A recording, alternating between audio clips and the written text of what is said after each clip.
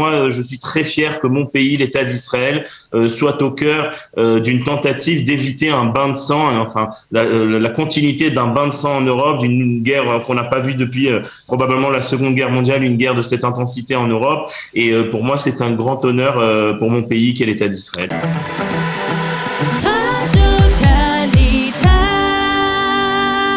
Nous avons le plaisir d'être en ligne avec Yom Tov Kalfon, député Yemina. Bonjour, Boker Tov. Boker Tov, Daniel. Alors merci d'être avec nous ce matin. On a besoin de votre éclairage pour mieux comprendre un peu les motivations de cette médiation de Naftali Bennett. Et la première question que je voudrais vous poser, c'est-à-dire, est-ce que c'est de l'audace de s'impliquer, de s'immiscer de telle sorte dans un conflit aussi important que celui qui réunit la Russie et l'Ukraine, ou bien c'est de l'inconscience ? Non, je pense que ni l'un ni l'autre. Je pense que c'est d'abord avant tout un grand honneur pour l'État d'Israël, en tant qu'État d'Israël, de se trouver dans cette position tout à fait particulière. Ce n'est pas Bennett qui est parti rencontrer Poutine, c'est le Premier ministre de l'État d'Israël, du fait de la position très, on va dire, originale qu'a Israël, et qui est à la fois évidemment un pays qui est un pays occidental tourné très proche des États-Unis, donc de l'Ukraine, donc de l'Europe. Mais d'autre part, Israël a de facto, nous le savons, une frontière avec la Russie du fait de ce qui se passe en Syrie. Et nous entretenons ces dernières années une relation particulière avec la Russie, des accords militaires, une coopération même militaire. Et Israël est arrivé, se retrouve dans cette position unique apparemment dans le monde, d'avoir à la fois d'excellentes relations avec le meneur de cette guerre qui est Poutine et la Russie, et évidemment de faire partie de l'autre partie qui est le monde occidental, le monde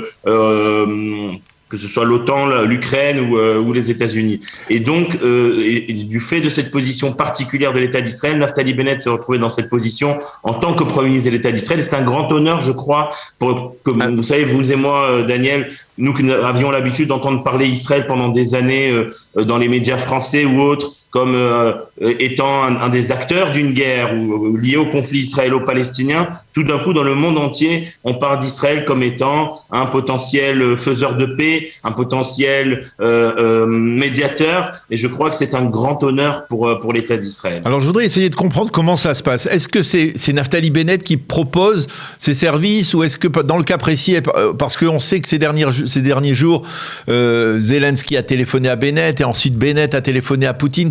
Qui tire les ficelles, on va dire, là-dedans? Est-ce que c'est une demande, par exemple, des Ukrainiens que Israël s'implique, ou alors c'est une initiative pure et simple de Naftali Bennett? Écoutez, Daniel, je ne vais pas rentrer dans les détails de la technique, de comment ça s'est fait. Vraiment, je n'ai pas tous les éléments. Et puis, évidemment, dans ce genre de choses, mieux vaut ne pas en dire trop pour ne pas, évidemment, porter atteinte aux efforts. Ce qui est clair, c'est c'est évident qu'Israël est dans une position particulière. Et du fait de cette position, c'est retrouvé dans ce cadre de médiateur. Il y a une autre raison qu'il faut pas oublier, qu'Israël a une très grande communauté ukrainienne et une très grande communauté russe. Et en Russie, il y a une très grande communauté juive, et en Ukraine aussi une très grande communauté juive. Ça aussi, cela joue. Donc, et Israël est très actif au niveau de l'Ukraine pour évidemment faire sortir ses ressortissants et faire sortir les Juifs d'Ukraine. Je crois qu'un des sujets de la conversation avec Poutine était de faire un corridor humanitaire, et le principe du corridor humanitaire était aussi important pour nous, puisque nous voulons sortir nos Juifs de là-bas, nos Israéliens. Israël s'est aussi proposé d'ouvrir un hôpital de campagne en Ukraine, donc pour aider de manière humanitaire l'Ukraine, comme nous le faisons souvent dans ce genre de guerre, dans des catastrophes internationales. Donc là encore, Israël se trouve dans cette position particulière d'avoir de liens très forts avec les deux pays, et donc il y a eu des conversations, comme vous l'avez très bien signalé, avec les différents acteurs, avec Poutine, avec Zelensky, avant la rencontre et après la rencontre. Si vous avez surtout remarqué, il y a de nouveau eu une conversation entre Bennett et Poutine hier, et en parallèle, évidemment, les Allemands et les Français apparemment sont assez liés à cette médiation, puisque Bennett, après avoir fini sa rencontre à Moscou, a décollé vers Berlin, et il était même, à un moment donné, il y avait une possibilité qu'il continue vers Paris pour rencontrer Macron. En fin de compte, il a parlé au téléphone avec Macron. Donc on a là la France, l'Allemagne d'un côté. Alors justement, l'Ukraine, la Russie et Israël au milieu de tout ça. Et encore une fois, moi, peut-être que je suis trop idéaliste dans cela, mais pour moi, je suis très fier que mon pays, l'État d'Israël, soit au cœur d'une tentative d'éviter un bain de sang, enfin la continuité d'un bain de sang en Europe, d'une guerre qu'on n'a pas vue depuis probablement la Seconde Guerre mondiale, une guerre de cette intensité en Europe. Et pour moi, c'est un grand honneur pour mon pays qu'est l'État d'Israël. Alors, une des préoccupations, c'est justement le rôle des États-Unis, parce que vous avez cité les Européens, mais pas les Américains. Alors, on a l'impression dans le gouvernement qu'il y a une répartition des tâches. C'est Naftali Bennett qui s'occupe dirons-nous, d'évaluer, on va dire, l'angle russe, et c'est Lapid qui s'occupe plus particulièrement des Américains. Est-ce que les Américains cautionnent à 100%, c'est-à-dire pas seulement ont été tenus au courant de la démarche de Naftali Bennett, est-ce qu'ils la cautionnent? Est-ce qu'ils ont donné un véritable feu vert plein et entier à Naftali Bennett pour négocier?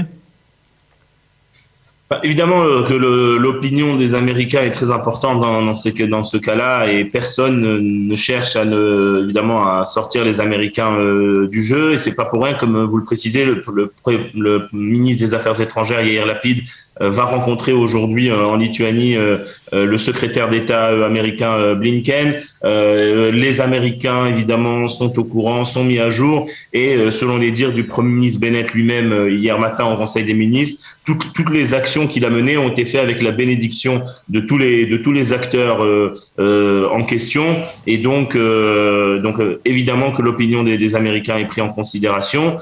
Après, les répartitions, l'État d'Israël, le gouvernement israélien a, on va dire, une construction un peu originale, nous le savons, avec cette coalition, puisque nous avons un Premier ministre de droite et un ministre des Affaires étrangères qui est aussi Premier ministre suppléant de centre-gauche, chacun avec une vision un peu différente. Si cette construction un peu originale peut nous aider dans nos relations internationales, ben, tant mieux. Lapid, on le sait, a dès le début condamné la Russie, a soutenu la position américaine de la manière la plus claire possible. Le Premier ministre Bennett a fait le choix d'être un peu plus mesuré dans ses réactions, et donc a pu garder, grâce à cela, j'imagine, un lien assez fort avec les Russes.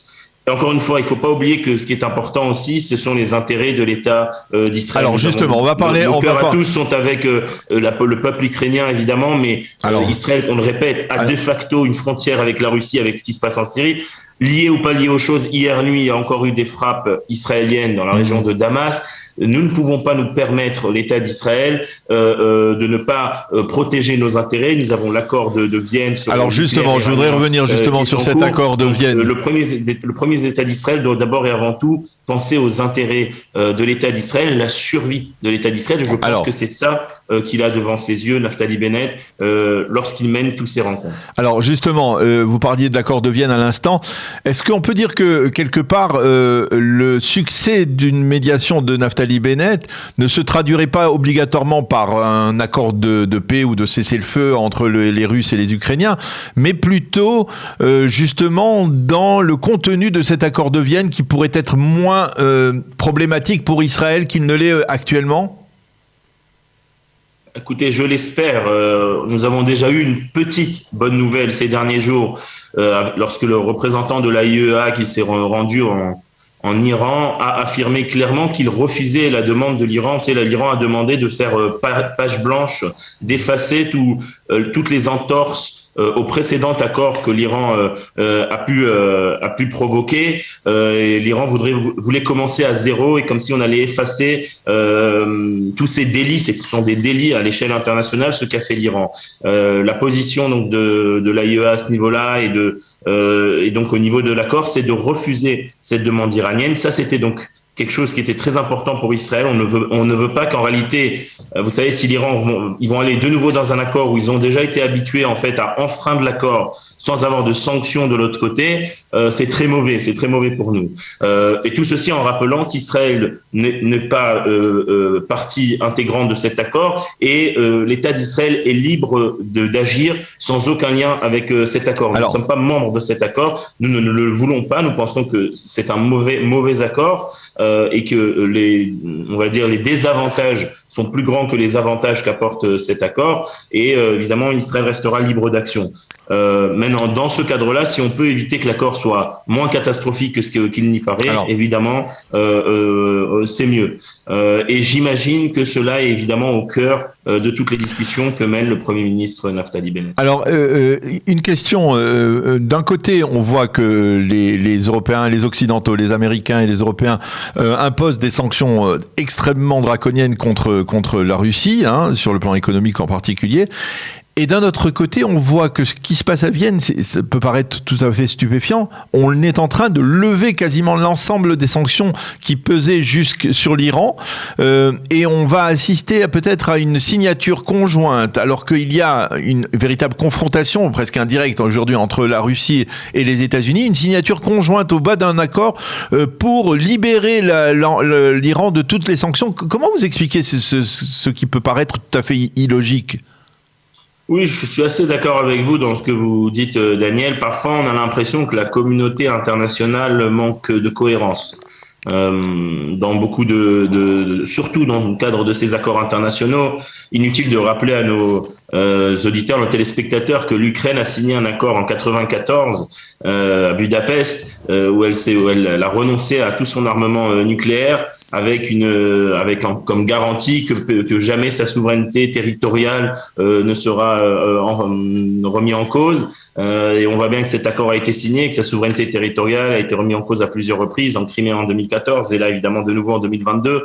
Donc les événements que nous vivons ces derniers temps nous prouvent à quel point, et moi ça a toujours été ma position, je pense la position de la droite israélienne, que nous ne pouvons pas compter nous ne pouvons compter que sur nous-mêmes. Nous ne pouvons pas compter sur la communauté internationale.